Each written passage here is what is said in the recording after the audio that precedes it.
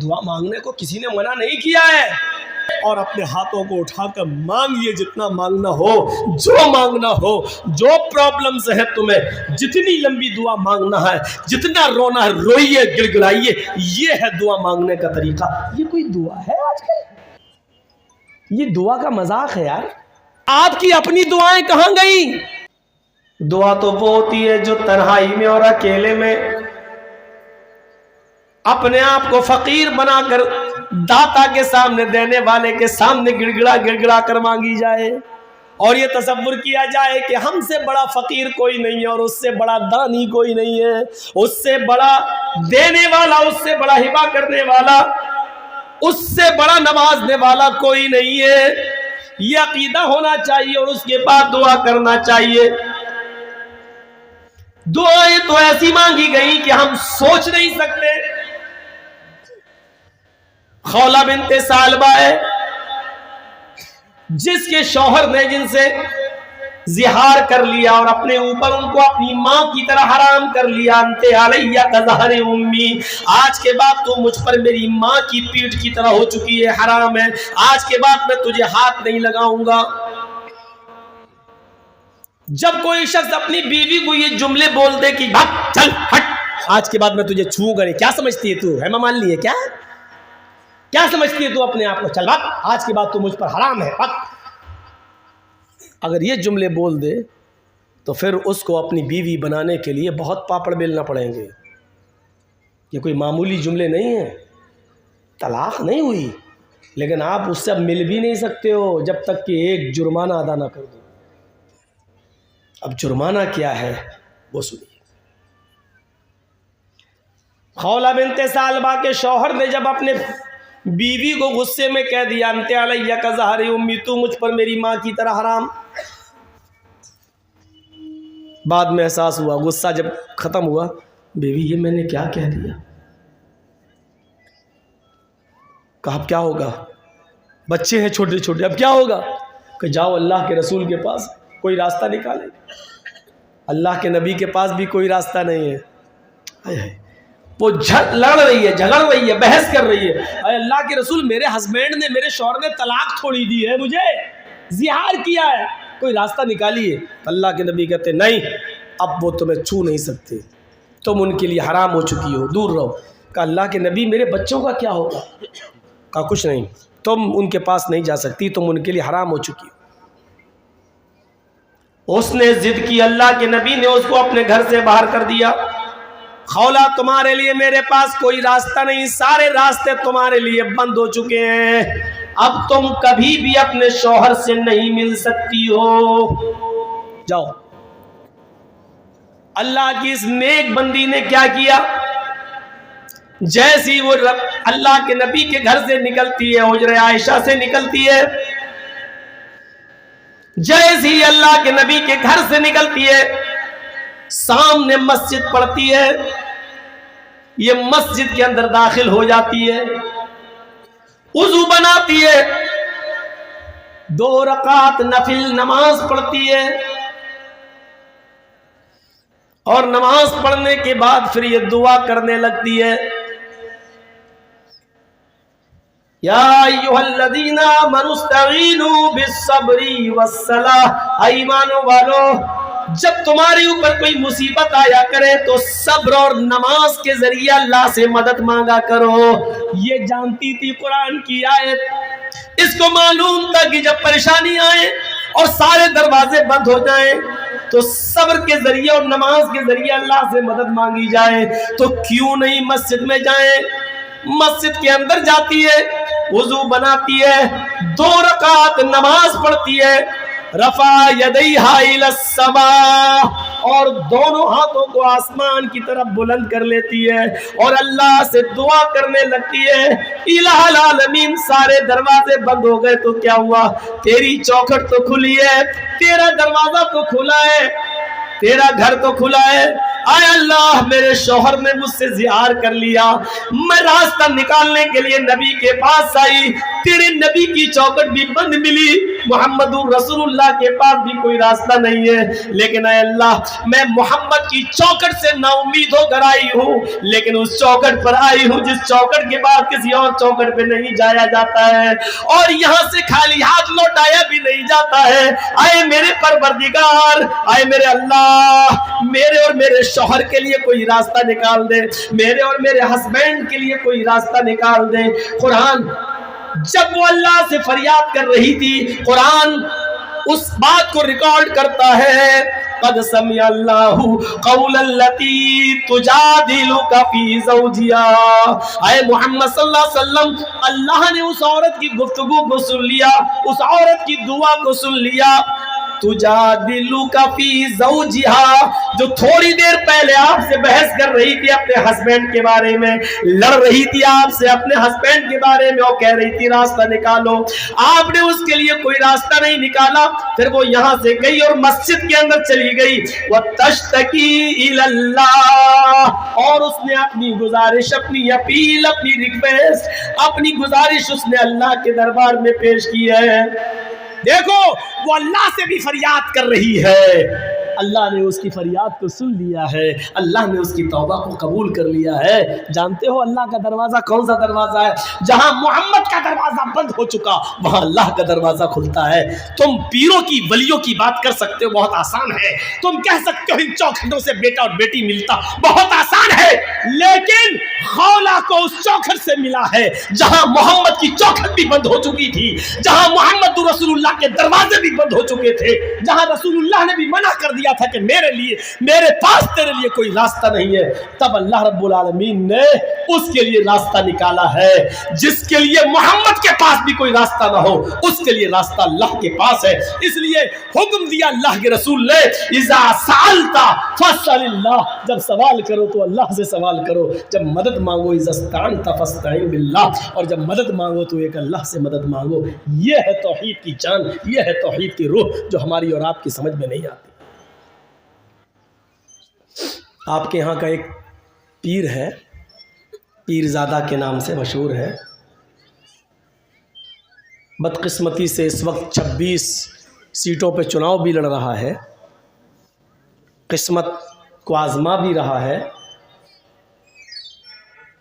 اس کا کلیجہ دیکھیے اور دل گردہ دیکھیے کتنا بڑا ہے کہ اس نے اپنے ایک اسٹیج پر کتنا خراب فتویٰ دیا ہے۔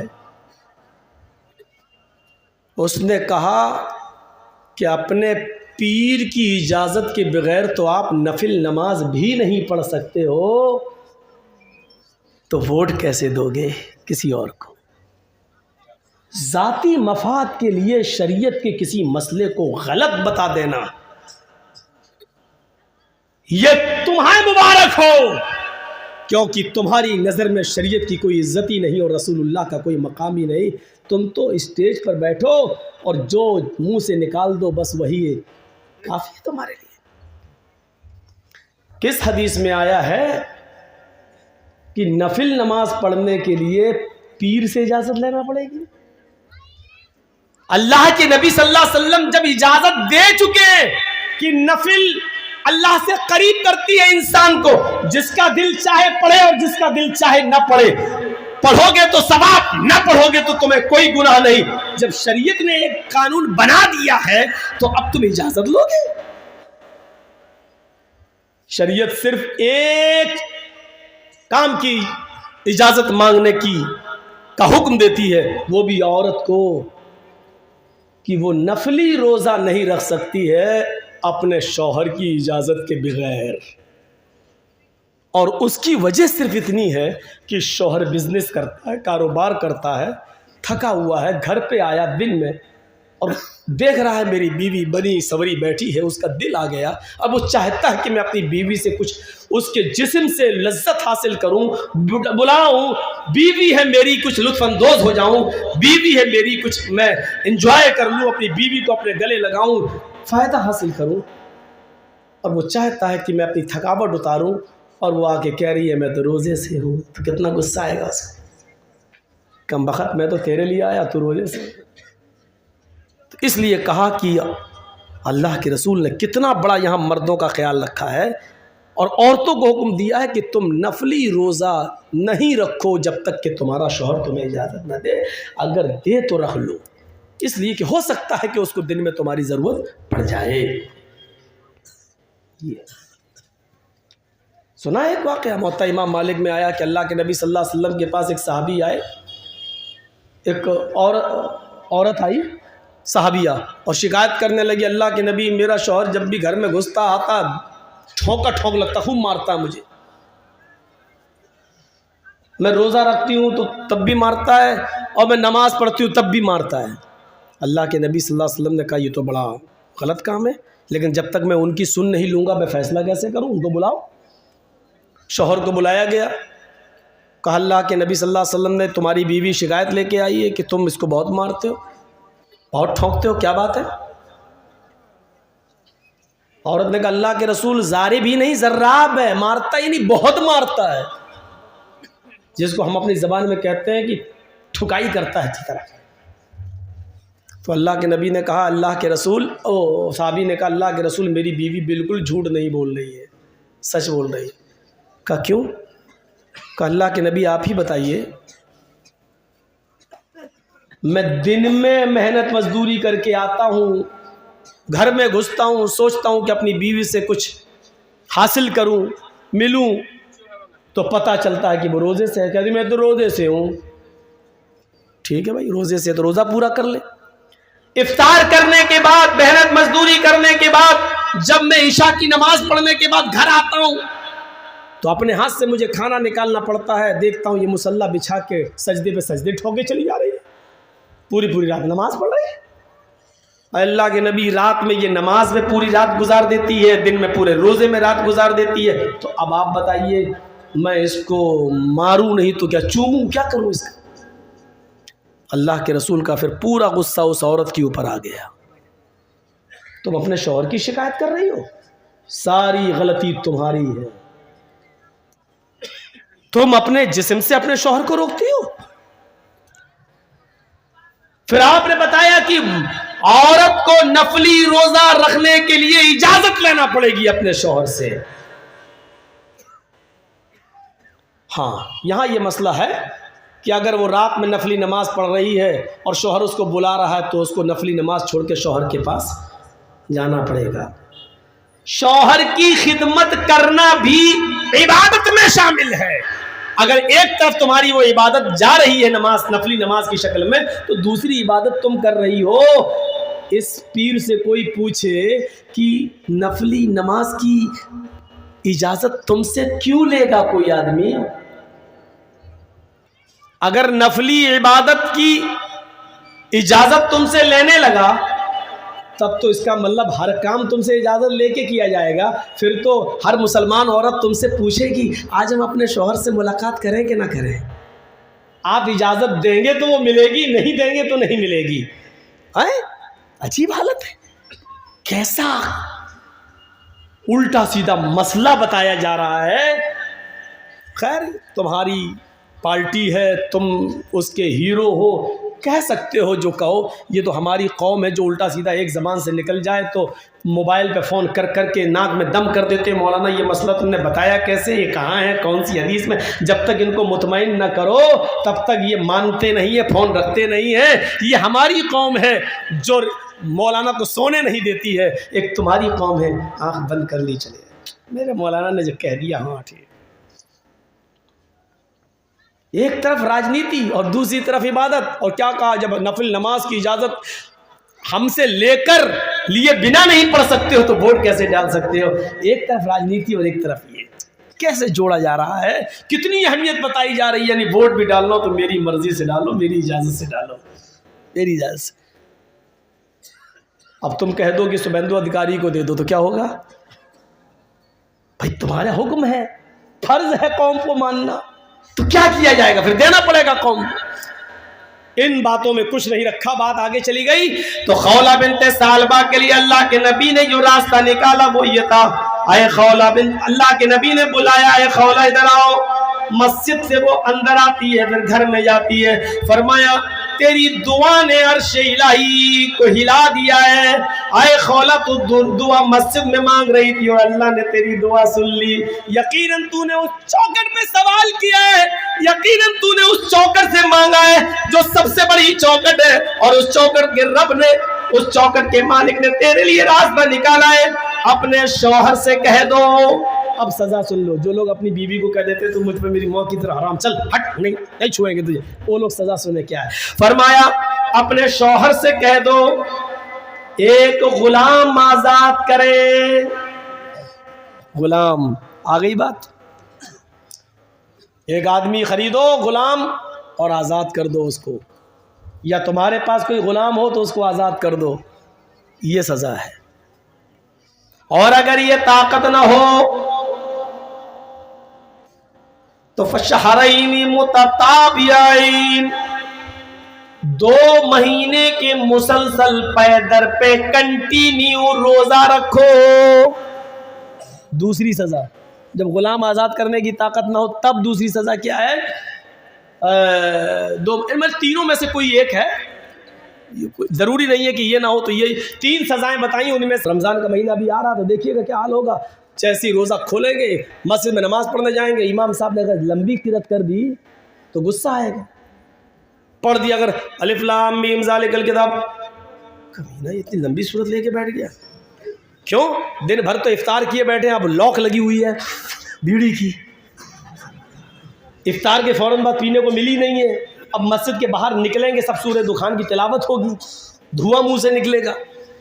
تو اب انہوں نے لمبی قرات کر دی تو یہ کمینہ یہ انا اتنا نہیں پڑھ سکتا تھا, قل واللہ نہیں پڑھ سکتا تھا.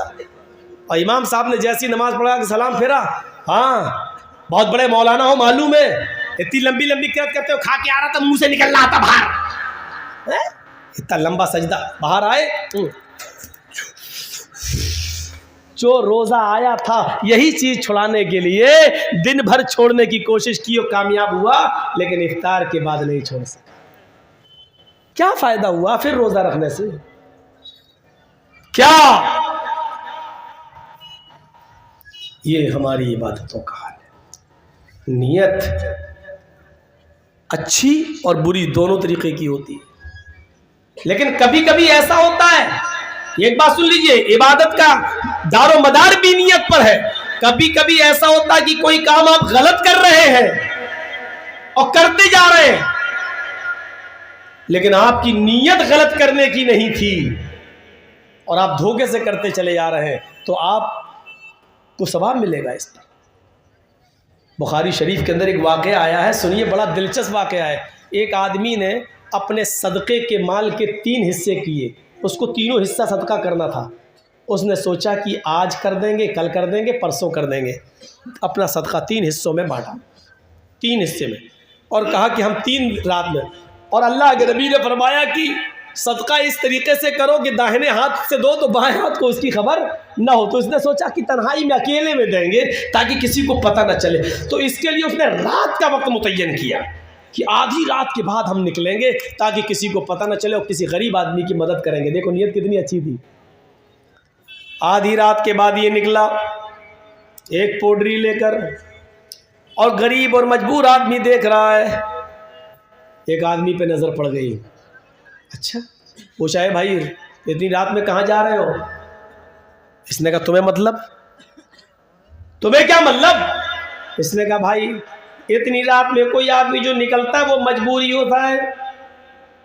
آپ کا حال یہ بتا رہا ہے کہ آپ کوئی مجبوری انسان ہے. اس آدمی نے کہا کہ ہاں بالکل, جب تم اتنا جانتے ہو تو یہ بھی جانتے ہو کہ مجبور ہے, اور مجبور ہے تو پھر ہے, تو آپ پوچھ کیوں رہے ہو؟ کہا نہیں, میرے پاس کچھ صدقے کا مال ہے, میں کسی غریب آدمی کی مدد کرنا چاہتا تھا, مجبور آدمی کی, اس لیے میں یہ تھیلی لے کے نکلا ہوں. اس نے کہا اچھا ٹھیک ہے, اگر آپ کرنا چاہیں تو کر دیں, واقعی میرے ساتھ مجبوری ہے. تو اس نے اٹھا کے دے دیا. گھر آیا بڑا خوش تھا کہ میں نے کسی مجبور و بے بس آدمی کی مدد کر دی. تہجد کی نماز پڑھتا ہے, تھوڑی دیر بستر پہ لیٹتا ہے, فجر کی اذان کی آواز آتی ہے, مسجد میں نماز پڑھتا ہے, نماز پڑھ کے آتا ہے اپنے گھر, پھر قرآن کی تلاوت کرتا ہے. سورج نکل آتا ہے. فجر کے بعد ان لوگوں کی سونے کی عادت نہیں تھی, یہ باہر نکل گئے کہ چلے کچھ کاروبار کریں. بازار میں پہنچتا ہے یہ آدمی تو کیا شور سنتا ہے. بازار میں پہنچتا, بخاری شریف کی حدیث کے الفاظ ہیں, بازار میں پہنچتا ہے تو شور سنتا ہے.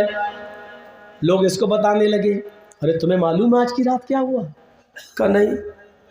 کہا اللہ کا کوئی نیک بندہ بیچارہ آدھی رات کے بعد اپنے گھر سے نکلا, اس کے ہاتھ میں صدقے کی کوئی تھیلی تھی, وہ کسی غریب آدمی کی مدد کرنا چاہتا تھا, کسی مجبور آدمی کی مدد کرنا چاہتا تھا, لیکن دھوکہ کھا گیا بیچارہ. وہ اپنی گٹھری, وہ اپنی پوڈری بجائے کسی غریب انسان کو, مجبور کو دینے کے بجائے ایک بہت بڑے امیر آدمی کو دے دیا. وہ تو بہت پیسے والا آدمی تھا. اس نے کہا اچھا, یہ بتایا بھی نہیں کہ وہ میں تھا, پول کھل جائے گی, میں تو کیوں اپنی نیکی بتاؤں. یہ گھر آیا, آ کر دعا کرتا ہے کہ الہ العالمین, اے میرے پروردگار, اے میرے رب, تو اچھی طریقے سے جانتا ہے کہ میری نیت غریب کی مدد کرنے کی تھی. میری نیت تھی کہ میں کسی غریب کی مدد کروں, لیکن میں تو غریبی کی مدد کرنے کے لیے نکلا تھا, لیکن اب دھوکے سے کسی امیر کو دے گیا, جو گناہ کا کام ہے, کیونکہ صدقہ امیر کو جائز ہی نہیں ہے. دھوکے سے میں دے گیا تو اس میں میری گرفت نہ کرنا ہے اللہ, یہ میری نیت نہیں تھی. چلیے آج دوسری پوڈری دوں گا, اللہ آج میری مدد کرنا. دوسرے دن آدھی رات کے بعد پھر نکلتا ہے کہ کسی غریب کی مدد کروں, کوشش کر رہا ہے کہ کسی غریب کو ڈھونڈوں. 1 کلومیٹر 2 کلومیٹر دور چلا جاتا ہے, ایک آدمی نظر آتا ہے. اس نے دیکھا, پوچھا تم کون؟ اس نے کہا بھائی رات میں کون نکلتا ہے؟ کہا کیا بات ہے, کچھ مجبور نظر آ رہے ہو؟ اس نے کہا جی ہاں میں مجبور ہوں. کہا کیا مجبوری ہے؟ کہا مجبوری کیا, میرے بچے بھوکے ہیں, ترستے ہیں کھانے پینے کے لیے, میں رات کے تاریکی میں نکل رہا ہوں, شاید کوئی مجھے کام مل جائے, مزدوری مل جائے, محنت مل جائے, یا اللہ کا کوئی بندہ مل جائے جو میری مدد کر دے. اس نے چپکے سے اس کے ہاتھ میں تھیلی دے دی, لو کسی کو بتانا نہیں, جاؤ. یہ چلا گیا, گھر آیا, آج خوش تھا, آج تو یقیناً میں نے کسی غریب کی مدد کی ہے, اور وہ اس لیے کی ہے کیونکہ اس کے بچے بھوکے تھے, اور وہ رات میں اپنے بچوں کی بھوک کے لیے کچھ روزی روٹی کی تلاش میں نکلا تھا. فجر کی نماز پڑھتا ہے, مسجد جاتا ہے, نماز پڑھ کے پھر گھر آتا ہے, قرآن پڑھتا ہے, سورج نکلنے کے بعد باہر جاتا ہے, بازار سے گزرتا ہے, پھر شور ہے. کچھ لوگوں نے اس کو بتایا, آج کچھ سنا؟ کہ نہیں. اللہ کا نیک بندہ آج بھی آدھی رات کے بعد گھر سے نکلا, اللہ کے کسی غریب بندے کو وہ اپنے صدقہ و خیرات دینا چاہتا تھا, لیکن وہ آج بھی دھوکہ کھا گیا ہے. آج کیا ہوا؟ ارے وہ تو آج کسی چور کو مدد کر دیا. وہ رات میں جو آدمی نکلا تھا وہ روزی روٹی کی تلاش میں نہیں, وہ اندھیرے کا فائدہ اٹھا کر چوری کرنے نکلا تھا, اور وہ تو مجرم تھا, وہ تو چور ہی تھا, اس کا تو کام ہی تھا رات میں نکل کر چوری کرنے کا. اللہ کا یہ نیک بندہ بیچارہ آج ایک چور کو صدقہ اور خیرات کر گیا. گھر آیا, کہتا اللہ یہ کیا ہوا, میری نیت تو چور کی مدد کرنے کی نہیں تھی. تیرے نبی کا فرمان ہے چپکے سے دو, دائیں ہاتھ سے دو کہ بائیں ہاتھ کو بھی خبر نہ ہو, میں تو اس لیے چپکے سے نکلتا ہوں کسی کو پتہ نہ ہو. اے اللہ آج بھی میں دھوکہ کھا گیا, لیکن جان بوجھ کر میں نے یہ کام نہیں کیا. اے اللہ ایک پوڈری اور رہ گئی ہے مال کی, میں آج کسی غریب کی مدد کروں گا اور تو میری مدد کرنا. اے میرے پروردگار آج میرا مال کسی جائز جگہ پہ جانا چاہیے. تیسری رات ہے, آدھی رات گزر گئی, نکلتا ہے 4-5 کلومیٹر کی دوری طے کر لیتا ہے. کیا دیکھتا ہے, دور پر کوئی بیٹھا ہوا ہے. قریب جاتا ہے تو کیا دیکھتا ہے کہ ایک عورت ہے. اس کو دیکھ کر اس نے چہرے پر اوڑھنی ڈال لی. کون ہو تم؟ اس نے پوچھا اتنی رات میں تم کہاں نکلی ہو؟ اکیلی عورت, اکیلی ذات, اور تم یہاں کیا کر رہی ہو؟ اس نے کہا دیکھو اے اللہ کے بندے, اتنی رات میں کوئی عورت جب باہر نکلتی ہے تو اس کو کوئی مجبوری باہر نکالتی ہے, تم ہو کون؟ اس نے کہا تم اپنی مجبوری بتاؤ. اس عورت نے بھی ڈرامہ کیا, میری مجبوری ہے. اس نے کہا دیکھو میرے پاس وہ صدقے کا مال ہے, اس مال کو تم لے جاؤ اور تم رات کی تاریکی میں مت نکلا کرو، کہیں ایسا نہ ہو کہ تمہارے ساتھ کچھ اونچ نیچ ہو جائے۔ جاؤ اپنے بچوں کو پالو، یہ ختم ہو جائے تو پھر مجھے کچھ بتا دینا، ذکر کر دینا۔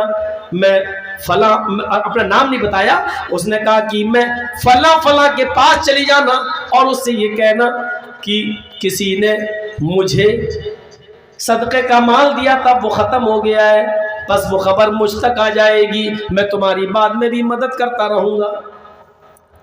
یہ عورت لے کے چلی آئی، یہ بھی گھر آ گیا، تہجد کی نماز پڑھ کے سویا، فجر میں اٹھا، نماز پڑھ کے گھر آیا، قرآن کی تلاوت کیا، پھر نکلا باہر، بازار میں جاتا ہے تو پھر شور ہوتا ہے اور لوگ اس سے ذکر کرتے ہیں، اللہ کا ایک نیک بندہ آج بھی دھوکہ کھا گیا ہے، وہ نکلا تھا کسی غریب کی مدد کرنے، کسی پریشان کی پریشان حال کی پریشانی دور کرنے، لیکن آج اللہ کے اس نیک بندے نے ایک زانیہ، ایک بدچلن عورت کی مدد کر دی، ایک طوائف کی مدد کر دی۔ وہ رات کی تاریکی میں گھر سے پیشہ ور عورت تھی، جسم فروش عورت تھی، وہ کسٹمر ڈھونڈتی تھی، وہ پیسہ لیتی اور اپنا جسم بیچتی، آج اس نے ایک زانیہ کو، ایک بدچلن عورت کو صدقہ و خیرات کر دیا۔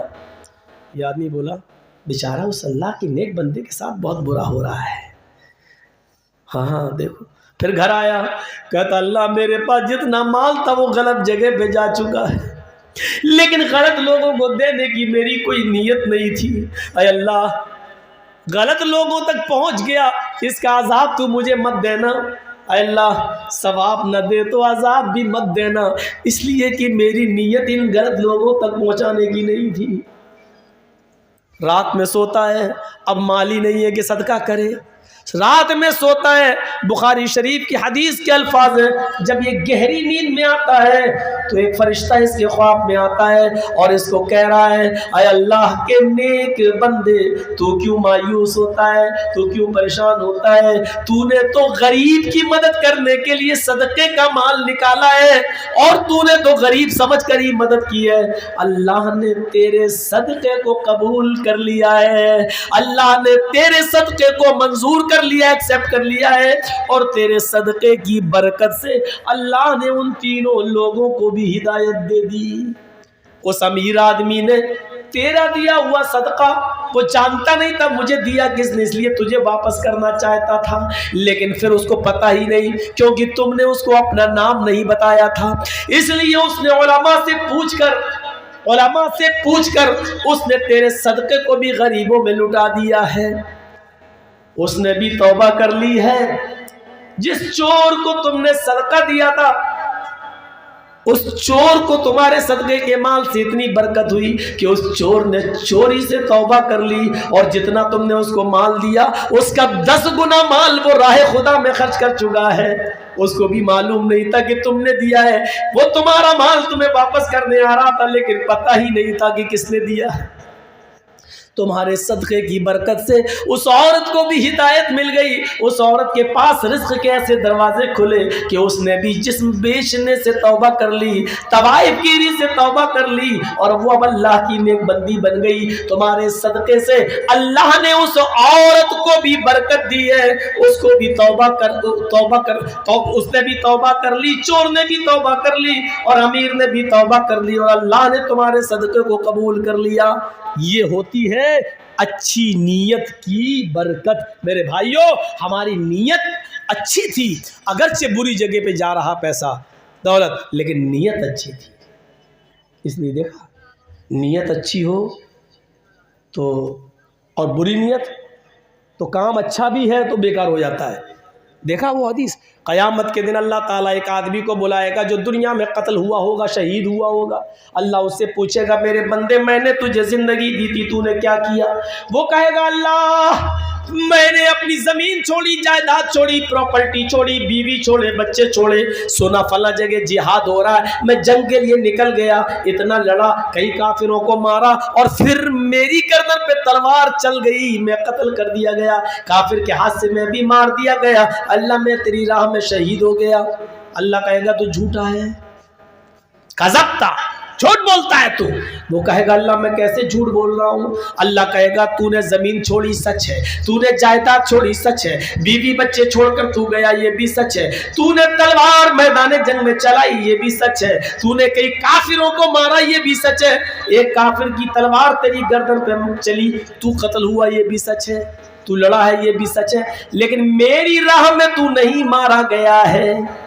तू कह रहा मैं तेरी राह में कत्ल हुआ, ये झूठ है, मेरी राह में नहीं मारा गया तू तो लड़ने के लिए घर से निकला तलवार लेकर, तो तेरे दिल में ये नीयत थी कि लोग मुझे बहुत बड़ा बहादुर कहे, लोग मुझे बहुत बड़ा जरी कहे, लोग मुझे बहुत ज्यादा तलवार चलाने वाला कहे, जंगजू कहे, तू जो चाहता था तुझे मिला, तू तो बहादुरी का तमगा चाहता था, लोग तुझे हीरो कहे, लोग तुझे बहुत बड़ा लड़ने वाला कहे, तू तेरे दिल में ये नीयत थी, तुझे मिल गई इज्जत दुनिया में, अब तूने मेरे लिए लड़ा ही नहीं है, ऐ फरिश्तो उठाओ इसको जहन्नम में डाल दो। देखा आपने काम कितना अच्छा किया इसने, बीवी छोड़ी, बच्चे छोड़े, जमीन छोड़ी, जायदाद छोड़ा, सब कुछ छोड़ा, अल्लाह की निकला, तलवार उठाई, लड़ा, कई काफिरों को मारा भी, खुद मर भी गया। देखिए काम कितना अच्छा कर रहा है, लेकिन ये सारा का सारा काम इतनी सी नीयत में बेकार हो गया, दिल में ये नीयत आ गई कि लोग मुझे बहुत बड़ा बहादुर कहें, लोग मुझे बहुत बड़ा बहादुर कहें, इतनी सी नीयत दिल में आ गई, पूरा का पूरा जिहाद बेकार, शहादत बेकार। अब याद नहीं बजाए, अब अगर ये नीयत नहीं आई होती, इतना सा ख्याल दिल में नहीं आता, तो बगैर हिसाब व किताब की जन्नत में जाता, खून का पहला कतरा गिरते ही अल्लाह इसके सारे गुनाह माफ कर देता, कयामत के दिन ये अपनी कब्र से उठता इस हाल में कि इसके जिस्म से खून के कतरे गिर रहे होते, और अल्लाह खून के कतरे गिरते हुए देख कर कहता फरिश्तों इसका क्या हिसाब किताब ले, ये तो मेरी राह में पूरी चांद की कुर्बानी देकर चला आया, जाओ इसको जन्नत में दाखिल कर दो। लेकिन इतनी सी नीयत आ गई, लोग मुझे बहुत बड़ा बहादुर कहे, पूरा सवाब बेकार, शहादत बेकार, और जन्नत के बजाय जहन्नम में दाखिल कर दिया जाएगा। देखा काम अच्छा लेकिन नीयत बुरी, कहाँ गया? जहन्नम में। और एक आदमी ने तो काम ही बहुत गलत कर दिया था लेकिन नीयत बहुत अच्छी। सुना वो वाकया? अपने घर से निकला, ऊंट के ऊपर बैठा, चल रहा, जंगल से गुजरने लगा, थक गया, सोचा ऊंट को बांध दे थोड़ी देर के लिए दरख्त से और थोड़ा आराम कर ले। जंगल में पहुंचा, ऊंट की रस्सी दरख्त से बांध दी, अपना मामा उतारा, सर से जमीन पे बिछा लिया, सो गया। जैसी लेटा नींद आ गई, आंख खुली, देखा ऊंट गायब है। मेरे घर का पूरा सामान ऊंट पर, गल्ला अनाज ऊंट पर, जेवरा बीवी के जेवर ऊंट पर, सब कुछ ऊंट पे था, और ये कहाँ गया? ढूंढने लगा, इधर जाता उधर जाता, इस झाड़ी में देखता उस झाड़ी में देखता, इस पहाड़ी पे चढ़ता, पूरा जंगल देख डाला, कहीं ऊंट नहीं मिला। अल्लाह ये कहाँ गया है, कहाँ गया? फिर ढूंढते ढूंढते उसी जगह पर आ गया, उसी जगह पर आ गया जहां सोया था। फिर उसने अपना मामा उतारा, जमीन पे बिछा दिया, सोचने लगा कि थोड़ी देर सस्ता लूं, आराम करूं, फिर ढूंढूंगा, फिर तलाश करूंगा ऊंट को। थक गया था, पूरा जंगल ढूंढते ढूंढते ऊंट को थक गया था। थोड़ा सा लेटा, लेटते ही नींद आ गई। थोड़ी देर के बाद जब आंख खुलती है तो क्या देखता है कि मेरा ऊंट तो उसी पेड़ से बंधा हुआ है जहां से खुल के कोई ले गया था, जहां से गायब हुआ था। जब आंख खुली तो क्या देखता है कि मेरा ऊंट तो वैसे ही बंधा है और सामान भी वैसे ही लदा हुआ है। आगे बढ़ता है। अब ऐसा आदमी होता तो पहले ये देखता कि किसी का पर्स खो गया और 5 घंटे बाद पर्स मिले तो पहले पर्स दे, फिर देखता कि जो था उस पर है कि नहीं है। ठीक है, तो ऐसे ही इसका हाल था। ऊंट तो देख लिया है, पूरा जंगल मैंने खुद ढूंढा, मिला नहीं, और अचानक अपने आप आ गया और बंद भी गया। आया है, देखा, एक भी दाना कम नहीं अनाज का, जैसे लाया था वैसे ही मौजूद है, कुछ भी कम नहीं है। ऐसे देखता है, खुश हो गया, और खुशी में समाया नहीं जा रहा है इसमें। खुशी के मारे इसके मुंह से उल्टे जुमले निकल रहे हैं, उल्टे जुमले मारे खुशी के। आसमान पे नजरें डालता है, कहता वाह वाह तेरी कुदरत, मैंने पूरा जंगल ढूंढ लिया, ऊंट को ऊंट नहीं मिला, और सोकर उठा तो देखा ऊंट अपने आप आ गया, सारा सामान भी मौजूद। आए अल्लाह, ऐसे देखता हूं और आसमान पे देख रहा। बुखारी शरीफ की हदीस के अल्फाज, नजरें आसमान पे डाल के कहता है या अल्लाह या रब्बी, आसमान पे नजर डालता हूं, क्या कह रहा है? अल्लाहुम्मा अंत अब्दी व अना रब्बुक, اے اللہ مان گیا تیری قدرت کو، واقعی تو میرا بندہ ہے، میں تیرا خدا ہوں۔ کیا بولا؟ مان گیا واقعی تجھے، واقعی تو میرا بندہ ہے، میں تیرا رب۔ الٹا جملہ، خوشی میں سمجھ نہیں پا رہا کیا بول رہا ہوں؟ اللہم انت عبدی، واقعی تو میرا بندہ ہے، میں تیرا رب ہوں، الٹا بول گیا۔ جانتے ہو یہ کتنے ڈینجر جملے ہیں؟ اگر کوئی جان بوجھ کر بول دے تو اسلام سے خارج ہے وہ۔ کتنے برے جملے ہیں یہ جملے۔ فرعون کہتا تھا انا ربکم الاعلی، میں تمہارا رب ہوں، لیکن فرعون صرف اتنا کہتا تھا کہ میں تمہارا رب ہوں، لیکن فرعون نے بھی اتنے خطرناک جملے نہیں بولے جو اس نے بولے۔ فرعون نے کبھی یہ نہیں کہا اللہ میں تیرا بھی رب ہوں، وہ لوگوں سے کہتا تھا کہ میں تمہارا رب ہوں، لیکن فرعون نے کبھی اللہ سے نہیں کہا کہ میں تیرا بھی رب ہوں۔ اللہ سے وہ یہی کہتا تھا میں تیرا بندہ ہوں، اللہ سے نہیں کہتا تھا میں تیرا رب ہوں، لیکن لوگوں سے کہتا تھا میں تمہارا رب ہوں۔ اللہ نے کہا فرعون تیرے مرنے کے بعد تیری لاش کی حفاظت میں کروں گا، تیری لاش کو عبرت بنا دوں گا لوگوں کے لیے۔ دیکھ اپنے آپ کو لوگوں کا خدا کہلانے والا آج کس حالت میں ہے۔ دریائے نیل نے اس کو اٹھا کر پھینک دیا، آج بھی دنیا کی کسی زمین میں اس کو دفن کرو تو زمین اٹھا کے پھینک دیتی ہے، کسی سمندر میں ڈالو تو سمندر اس کی لاش کو نکال کے باہر پھینک دیتا ہے۔ آج بھی زمین اس کو ایکسیپٹ کرنے کے لیے تیار نہیں ہے، سمندر اس کی باڈی کو ایکسیپٹ کرنے کے لیے تیار نہیں ہے۔ اس نے تو اس سے بھی خطرناک جملے کہہ دیے، اللہ تو میرا بندہ میں تیرا رب۔ لیکن یہ جملے سن کے اللہ ہنس دیا۔ اللہ کے نبی کہتے ہیں اللہ کو بہت خوشی ہوئی، اللہ ہنس دیا اور اس کو معاف کر دی، کچھ نہیں کہہ رہا۔ کیوں؟ کیونکہ وہ جانتا ہے کہ میرے بندے کی نیت یہ نہیں ہے، دل سے نہیں کہہ رہا، وہ کہنا یہ چاہتا تھا کہ واقعی مان گیا تجھے تیری قدرت، واقعی تو میرا رب ہے میں تیرا بندہ، لیکن مارے خوشی کی اس کی زبان سے الٹے جملے نکل رہے ہیں۔ وہ دل سے نہیں کہہ رہا ہے، کہنا یہی چاہ رہا تھا، لیکن نکل گئی اس کے منہ سے یہ کہ واقعی تو میرا بندہ ہے اور میں تیرا رب۔ یہ دل سے نہیں نکلے ہیں، یہ زبان سے کہہ گیا، خوشی میں کہہ گیا ہے، لیکن اس کے دل میں یہ نیت نہیں تھی۔ آپ دیکھیے نیت کی وجہ سے اس کو بخشا جا رہا ہے، اس کو معاف کیا جا رہا ہے۔ کام کتنا برا ہے، حرکت کتنی غلط کی، اللہ کو اپنا بندہ کہہ دیا اور اپنے آپ کو اللہ کا رب کہہ دیا، لیکن اس کے باوجود یہ قابل معاف ہے۔ معافی ہے کیوں؟ اس لیے کہ اس نے نیت نہیں کی تھی اللہ کو اپنا بندہ ماننے کی اور بچ گیا۔ تو نیتوں کی اصلاح کرو میرے بھائیوں، عبادت کرو تو نیت سے کرو۔ قیامت کے دن کون کالا کون گورا نہیں دیکھا جائے گا۔ ان اللہ لا ينظر الى اجسامکم ولا الى صورکم ولکن ينظر الى قلوبکم۔ قیامت کے دن اللہ تعالیٰ تمہاری شکلوں کو، تمہاری صورتوں کو نہیں دیکھے گا، ولا الى صورکم، تمہاری شکلیں نہیں دیکھے گا، تمہارے جسم نہیں دیکھے گا۔ کتنے بڑے باڈی بلڈر ہو، او فلمی دنیا کے ہجڑوں کی طرح تمہاری باڈی ہے کہ نہیں؟ نام لینا ضروری تھوڑی ہے۔ ہاں وَلَا إِلَىٰ صُوَرِكُمْ، تمہاری شکل و صورت بھی نہیں دیکھے گا کہ تم کتنے ہینڈسم ہو، کتنے خوبصورت ہو، کتنے حسین و جمیل ہو، اللہ نہیں دیکھے گا قیامت کے دن۔ وَلَٰكِن يَنظُرُ إِلَىٰ قُلُوبِكُمْ، وہ تو تمہارے دلوں کی طرف دیکھے گا، تمہارے تقوی کی طرف دیکھے گا کہ تم نے عبادت کس نیت سے کی ہے۔ لَن يَنَالَ اللَّهَ لُحُومُهَا وَلَا دِمَاؤُهَا وَلَٰكِن يَنَالُهُ التَّقْوَىٰ مِنكُمْ۔ تم جو قربانی کرتے ہو اور جانور کے اوپر چھری چلاتے ہو تو تمہاری قربانیوں کے جانور کا خون اور اس کا گوشت اللہ کے پاس نہیں پہنچتا۔ اللہ کے پاس نہ گوشت جاتا ہے نہ خون جاتا ہے۔ وَلَٰكِن يَنَالُهُ التَّقْوَىٰ مِنكُمْ، وہ تو تمہارے دلوں کا تقویٰ دیکھتا ہے کہ تم نے کس نیت سے قربانی کی ہے۔ ایک بکرا کر رہے ہو کہ چار کر رہے ہو، چار کر رہے ہو تو دکھانے کے لیے کہ محلے والے کہہ رہے ہیں ماشاءاللہ چار چار قربانی کرتا ہے، تین تین کرتا ہے، دو دو، اور دیکھو 50,000 کا بکرا لایا ہے۔ اچھا اس بکرے کی کھال پہ اللہ لکھا ہوا تو 3 لاکھ کا لایا ہے۔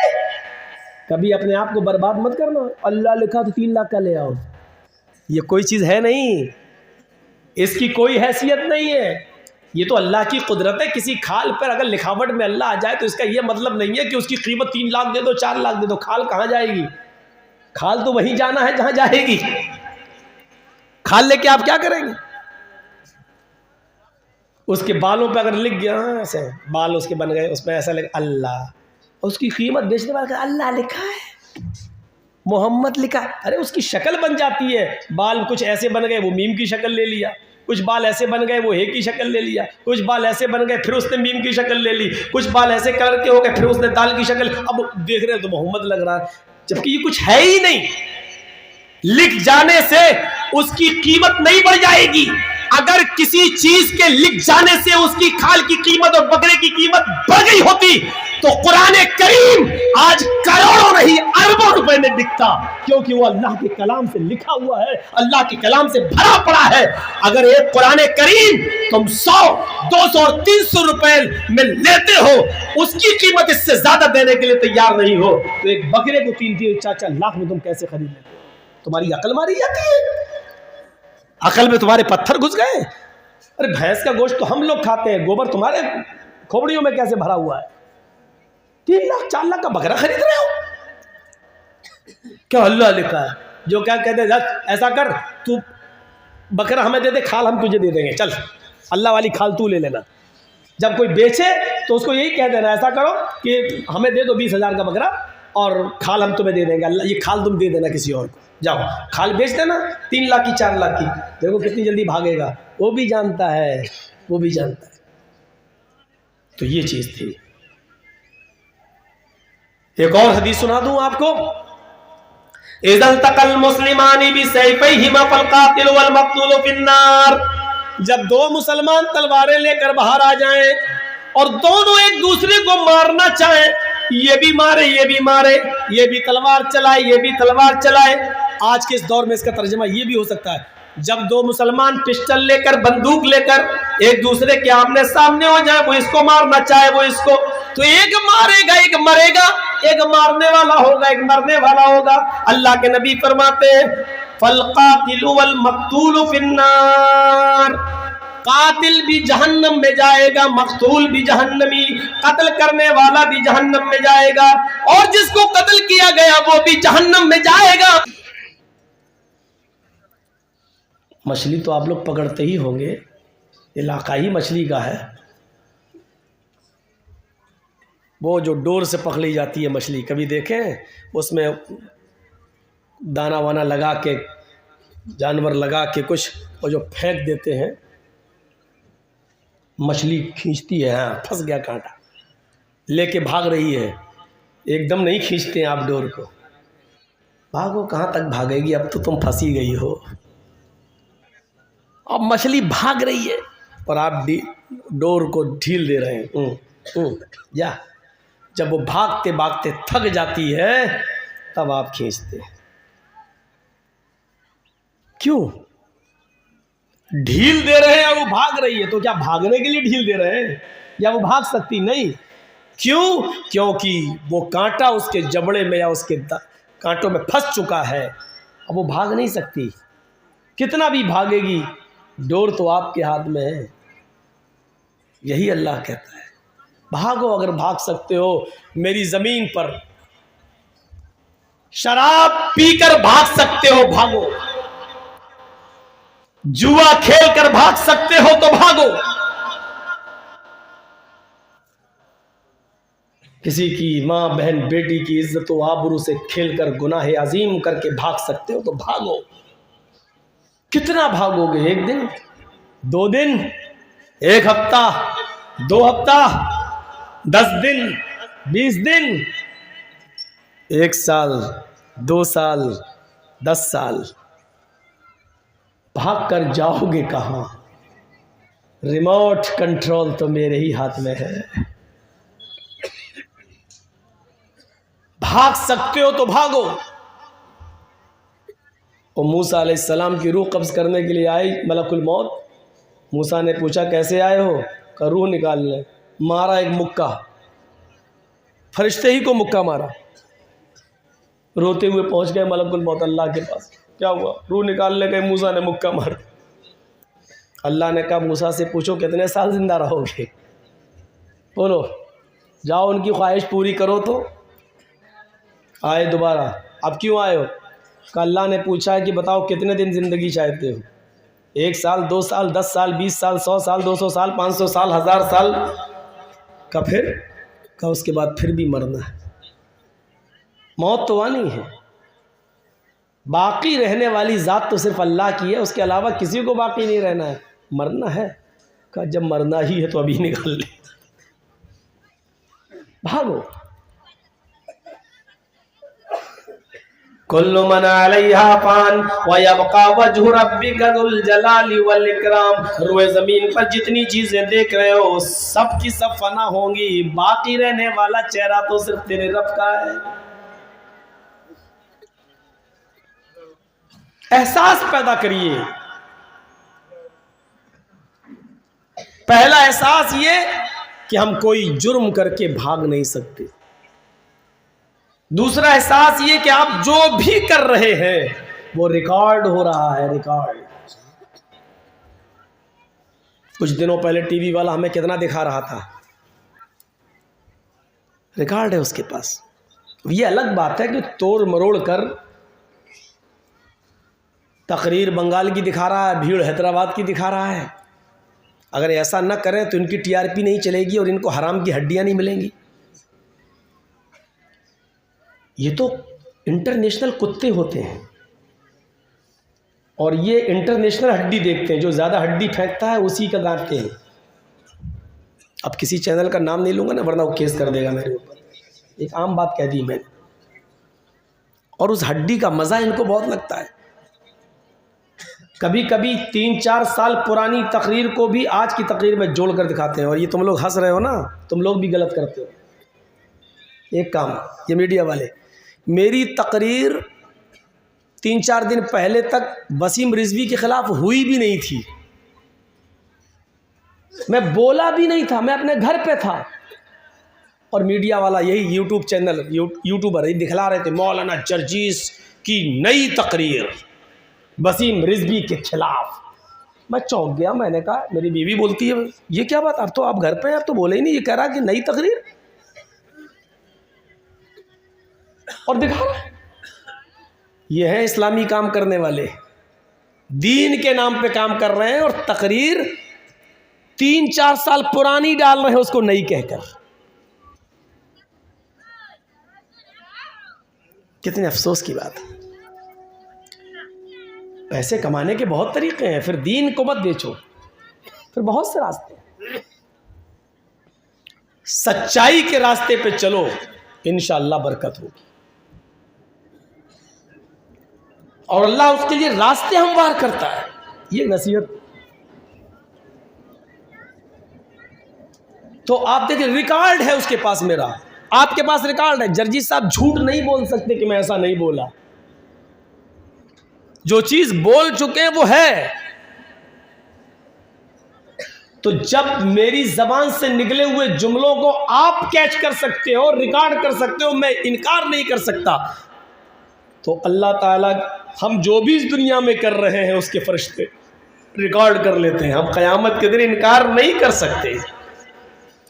الیوم نختم علی افواہہم وتکلمنا ایدیہم.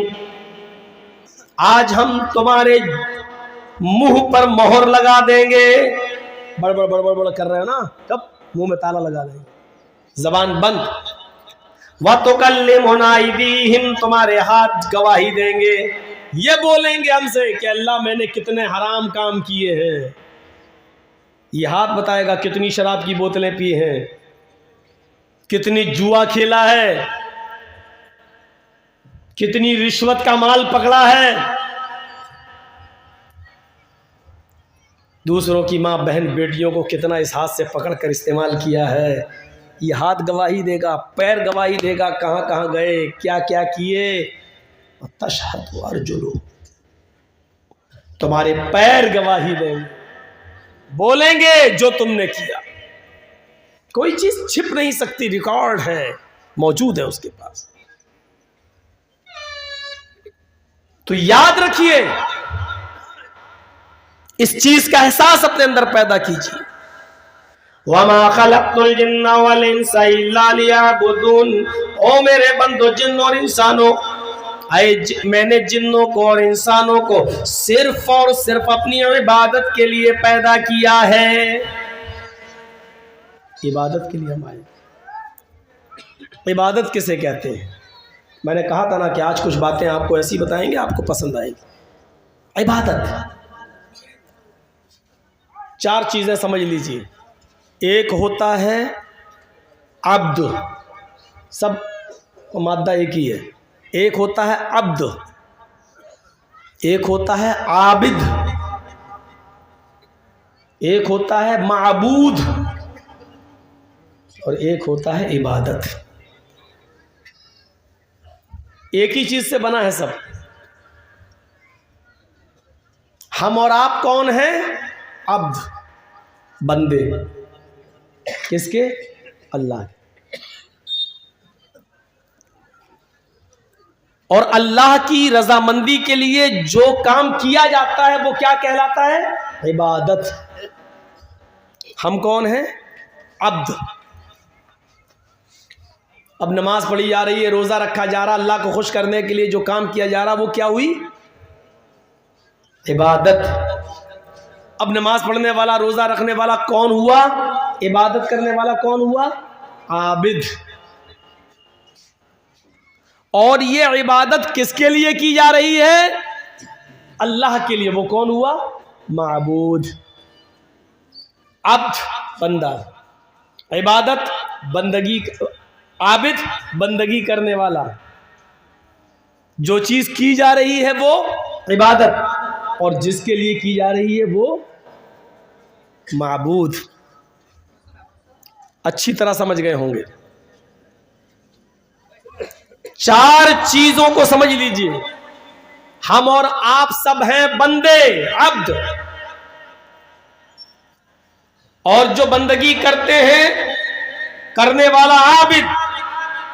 جو کی جا رہی ہے وہ عبادت، جس کے لیے کی جا رہی ہے وہ ہے معبود.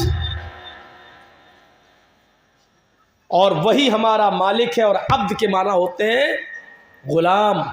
ہم ہیں غلام. اب ایک چیز اور میں آپ کو سمجھاؤں گا. ایک ہوتا ہے نوکر اور ایک ہوتا ہے غلام.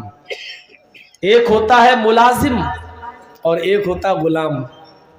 ہم کسی سرکاری اسکول میں یا سرکاری آفس میں ہماری سرکاری نوکری ہے تو ہم کون ہیں؟ سروینٹ. ہم کون ہیں؟ نوکر. لیکن غلام نہیں ہے. اللہ نے ہمیں اپنا نوکر نہیں کہا ہے، اللہ نے ہمیں اپنا غلام کہا ہے. ہم اللہ کے نوکر نہیں ہیں. نوکر کیا ہوتا ہے؟ نوکری کی ایک لمٹ ہوتی ہے. مثلا اسکول میں ہم ملازم ہیں یا مدرسے میں ہم پڑھا رہے ہیں، ہماری ڈیوٹی 8 سے 12، تو 8 سے 12 تک ہم آپ کے مکلف ہیں. ہم پڑھائیں گے بچوں کو، اور آپ نے ہمیں بچوں کو پڑھانے کے لیے رکھا ہے. اگر آپ ہم سے پانی منگائیں گے ہم لا کے نہیں دیں گے. آپ ہم سے گھنٹہ بجوائیں گے ہم نہیں بجائیں گے، کیونکہ ہم نے جو نوکری آپ کی ہے وہ پڑھانے کی ہے، چپراسی کی نہیں کی ہے. اور جس نے چپراسی کی نوکری کی وہ پڑھائے گا نہیں، وہ گھنٹی بجائے گا، پانی لائے گا، آپ کی سیوا کرے گا. اور جیسی 12 بجے چھٹی ہوئی ہم آزاد ہو گئے. اب آپ ہم سے 12 کے بعد 1 بجے 2 بجے ہم سے کام نہیں لے سکتے ہو، کیونکہ اس کی تنخواہ ہمیں نہیں دے رہے ہیں. آپ 8 سے 12 تک ہم سے کام لے سکتے ہو. جو آپ کے سسٹم ہے، جو آپ کے رول ہے، اس کو کیا کہتے ہیں؟ نوکری کرنا. نوکری کا پیریڈ ہوتا ہے 8 سے 12، 9 سے 5، 10 سے 6. ہم نے اتنی دیر کی، اس کے بعد ہم فری. لیکن غلام کا کوئی ٹائم ٹیبل نہیں ہوتا ہے. عرب کے اندر لوگوں کو خریدا جاتا تھا، بچوں کو خریدا جاتا تھا، مردوں کو اور عورتوں کو خریدا جاتا تھا. جن لوگوں کو مردوں کو خریدا جاتا تھا ان کو کہا جاتا تھا غلام، اور جن لڑکیوں کو خریدا جاتا تھا ان کو کہا جاتا تھا لونڈی. جب ہم نے پیسے دے کر خرید لیا ہے، رقم دے کر خرید لیا ہے، تو تم میرے نوکر نہیں ہو، میرے غلام ہو. ہم دن میں بھی تم سے کام کرا سکتے ہیں، اور رات میں بھی اگر ہمیں کسی کام کی ضرورت پڑے گی تو رات میں ہم اٹھائیں گے اور تم سے کام کروائیں گے، کیونکہ تم میرے نوکر نہیں ہو، میرے غلام ہو. تو نوکری اور غلامی میں فرق سمجھا؟ ہم اللہ کے کون ہیں؟ غلام. اللہ نے نوکر نہیں کہا. وہ صبح فجر کی نماز میں اٹھنے کو کہے گا تو ہمیں اٹھنا پڑے گا. کیونکہ ہم اس کے غلام ہیں. وہ آدھی رات میں اعلاء کلمت اللہ کے لیے اگر ہمیں لڑنے کی ضرورت پڑ جائے اور اس کا حکم ہو کہ نکلو میری راہ میں اور جہاد کرو، تو ہمیں آدھی رات میں بھی نکلنا پڑے گا، کیونکہ ہم اس کے غلام ہیں. یہاں سے ایک دوسرا نقطہ میں بتا رہا ہوں کہ جو لوگ فجر میں سوتے رہتے ہیں، عشاء میں سوتے رہتے ہیں، رات میں کبھی اٹھ کر اللہ کی عبادت نہیں کر رہے ہیں، تو اس کا مطلب یہ ہے کہ وہ اللہ رب العالمین کو اپنا مالک اور اپنے آپ کو اللہ کا غلام نہیں سمجھ رہے.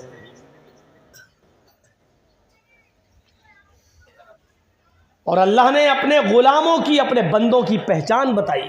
وَعِبَادُ الرَّحْمَنِ الَّذِينَ يَمْشُونَ عَلَى الْأَرْضِ هَوْنًا وَإِذَا خَاطَبَهُمُ الْجَاهِلُونَ قَالُوا سَلَامًا وَالَّذِينَ يَبِيتُونَ لِرَبِّهِمْ سُجَّدًا وَقِيَامًا وَالَّذِينَ يَقُولُونَ رَبَّنَا اصْرِفْ عَنَّا عَذَابَ جَهَنَّمَ إِنَّ عَذَابَهَا كَانَ غَرَامًا إِنَّهَا سَاءَتْ مُسْتَقَرًّا وَمُقَامًا.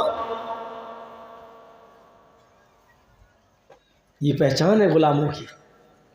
اور ہمارے رحمان کے سچے بندے، رحمان کے سچے غلام تو وہ ہیں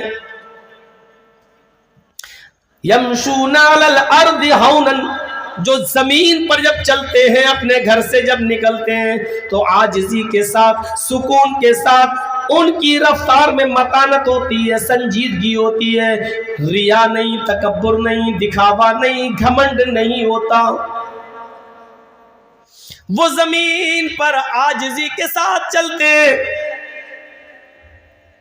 وَإِذَا خَاطَبَهُمُ الْجَاهِلُونَ، راستے میں جب جاہل ان سے مل جاتے ہیں، راستے میں جب جاہلوں سے سابقہ پڑتا ہے اور جاہل جب ان سے مخاطب ہوتے ہیں تو یہ ان کے منہ نہیں لگتے. قالوا سلاما، السلام علیکم کہہ کر نکل جاتے ہیں. اچھا، جاہلوں کے منہ لگ کر کچھ ملے گا؟ اب راستے میں جا رہے ہیں، ایسے گزر رہے ہیں، ہم اپنے گھر کی طرف جا رہے ہیں، مسجد سے نکلے ہو گھر کی طرف جا رہے ہیں، راستے میں چائے کی دکان پڑی، جاہل بیٹھے ہوئے ہیں چائے پی رہے ہیں، انہوں نے دیکھا مولانا جرجی صاحب جا رہے ہیں. اے مولانا جی ادھر آؤ. وہاں بیٹھے، ایک مسئلہ بتا دو. بھائی تیرے باپ کا نوکر ہے وہ، راستے میں جاتے ہوئے دیکھا تو تجھے مسئلہ یاد آ گیا. اگر تجھے مسئلہ پوچھنا ہی تھا اس عالم سے تو اس کے گھر جاتا، تو پیاسا تھا کنویں کے پاس جاتا، یا وہ مسجد میں نماز پڑھانے جاتے تو مسجد میں نماز کے بعد مسئلہ پوچھتا. مولانا نظر آ گئے تو تجھے مسئلہ یاد آ گیا. یہ جاہل ہے. چائے کی ہوٹل پر مولانا کو دیکھتا ہے بیٹھ کر، بولا اے مولانا ادھر آؤ. 100 روپے مدرسے میں چندہ دے دیا تو تمہارے باپ کا غلام ہو گیا وہ مولوی.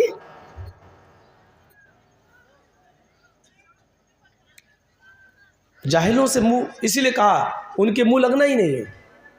بحث کرو گے تم ہار جاؤ گے، مولوی جرجیز صاحب ہار جاؤ گے تم. جاہلوں سے کوئی جیت نہیں پاتا ہے.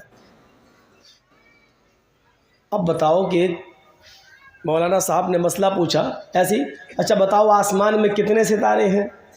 تو اس کا سیدھا سادہ جواب تھا ان گنت، بے شمار، بہت سے. بس یہ جواب تھا. ایک جاہل بیچ میں بول پڑا کہ 5 لاکھ. اب آپ اس سے بحث کرو گے؟ اب جرجی صاحب اس سے پوچھ رہے ہیں 5 لاکھ، ثبوت دو. 5 لاکھ کہاں، بتاؤ کیسے؟ تو کہتا نہیں مانتے ہو؟ ہم تو نہیں مانتے. تو گن کے آؤ. میری بات غلط نکلے تو پھر ہمیں گولی مار دینا. جاؤ گن کے آؤ، 5 لاکھ نکلیں گے. اب کون بحث کرے اس سے؟ اب اس کا کیا جواب ہے؟ یہ ہوتے ہیں جاہلوں کی بکواس. تو اللہ تعالیٰ نے کہا کہ بکواس کرو ہی مت. وَإِذَا خَاطَبَهُمُ الْجَاهِلُونَ، جب جاہل تم سے مخاطب ہونے لگے سڑکوں پر، روڈ پر، یا کہیں بھی، تو اچھا مجھے کام ہے، السلام علیکم ورحمۃ اللہ، السلام کہو اور آگے بڑھ جاؤ. دعا سلام میں کمی مت کرو، ورنہ یہ کہے گا یہ مولوی کیسا سلام تک نہیں کر رہا ہے، کتنا بڑا مولوی بنا پھرتا ہے، سلام کا جواب بھی نہیں دے رہا. اس لیے کہا کہ سلام کہو گزر جاؤ. قالوا سلاما.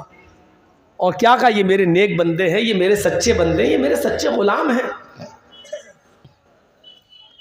والذین یبیتون لربہم سجدا وقیاما. غلامی کی دوسری مثال، میری غلامی کا حق اسی وقت ادا ہوگا تمہیں میں اپنا غلام اسی وقت مانوں گا جب تمہاری راتیں میرے نیک بندوں کی، میرے سچے غلاموں کی راتیں لمبے لمبے قیام اور لمبے لمبے سجدوں میں گزرتی ہیں.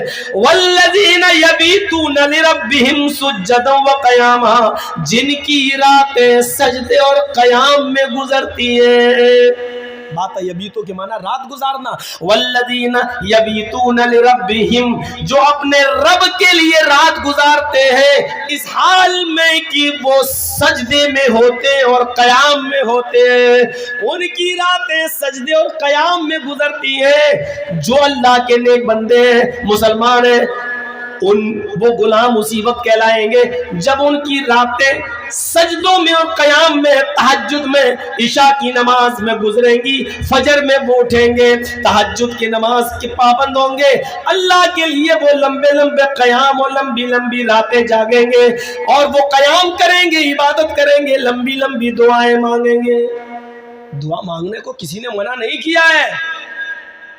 دعا مانگنے کا صحیح طریقہ یہی ہے کہ رات کی تاریکی میں اٹھیے، وضو بنائیے، 2 رکعت نفل نماز پڑھیے اور اپنے ہاتھوں کو اٹھا کر مانگیے جتنا مانگنا ہو، جو مانگنا ہو، جو پرابلمز ہے تمہیں، جتنی لمبی دعا مانگنا ہے، جتنا رونا ہے روئیے، گڑ گڑائیے. یہ ہے دعا مانگنے کا طریقہ. یہ کوئی دعا ہے آج کل؟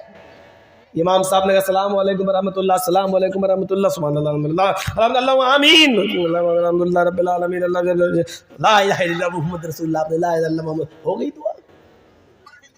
اور جس مولانا نے ایسا نہیں کیا، مسجد کا متولی سیکرٹری کہتا بھاگ، دعا نہیں مانگے گا، تجھے مسجد سے نکالا جا رہا ہے. یہ دعا کا مذاق ہے یار. ہماری بیٹی جوان ہے، ہمیں اچھا لڑکا چاہیے، اس کے لیے دعا مانگ رہے اللہ میری بیٹی کے لیے نکاح کی آسانی پیدا فرما دے، اللہ دیندار لڑکا عطا فرما دے. لیکن امام صاحب تو دوسری دعا مانگ رہے ہیں. امام صاحب کہہ رہے ہیں اللہ میری بیوی گھر چھوڑ کے بھاگ گئی، مجھے دوسری نیک بیوی دلوا دے. اور آپ کہہ رہے ہیں آمین. امام صاحب کہہ رہے ہیں اللہ مسجد کے متولی کو اچھی توفیق دے، آپ کہہ رہے ہیں آمین. امام صاحب کہہ رہے ہیں اللہ میری بیٹی کی شادی کروا دے، میری بیٹی کے لیے رشتہ، آپ کہہ رہے ہیں آمین. فائدہ تو سارا مولوی کو ہو رہا ہے، تمہیں کیا ہو رہا ہے بھائی؟ وہ امام صاحب اپنی دعا کر رہے ہیں اور آپ آمین آمین کہہ رہے ہیں. فائدہ تو اس کا، تم نے اپنے لیے کیا مانگا اس مولوی کے پیچھے؟ تم تو آمین آمین کہہ رہے ہو. دعا تو سب وہ مانگ رہا ہے، آپ پیچھے آمین آمین کہہ رہے ہیں. آپ کی اپنی دعائیں کہاں گئیں؟ آپ کے بھائی کو کینسر ہو چکا ہے، آپ کا بھائی سلیگوڑی میں علاج کرا رہا ہے، آپ کا بھائی بمبے ٹاٹا میموریل ہاسپٹل میں ایڈمٹ ہے، آپ اس کے لیے دعا کرنا چاہتے ہیں، مولوی کر ہی نہیں رہا ہے، آپ کہہ رہے ہیں آمین آمین آمین. فائدہ تو مولوی کا، آپ کا کیا ہو رہا ہے؟ دعا تو وہ ہوتی ہے جو تنہائی میں اور اکیلے میں اپنے آپ کو فقیر بنا کر داتا کے سامنے، دینے والے کے سامنے گڑ گڑا کر مانگی جائے اور یہ تصور کیا جائے کہ ہم سے بڑا فقیر کوئی نہیں ہے اور اس سے بڑا دانی کوئی نہیں ہے، اس سے بڑا دینے والا، اس سے بڑا ہبہ کرنے والا، اس سے بڑا نوازنے والا کوئی نہیں ہے. یہ عقیدہ ہونا چاہیے اور اس کے بعد دعا کرنا.